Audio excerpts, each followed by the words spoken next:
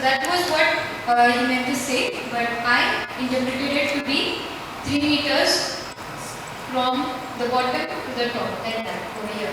This is what I simulated. Alright? Just like this. Okay, so this is what I have simulated. And we provided the value of 1.725 from the ground level.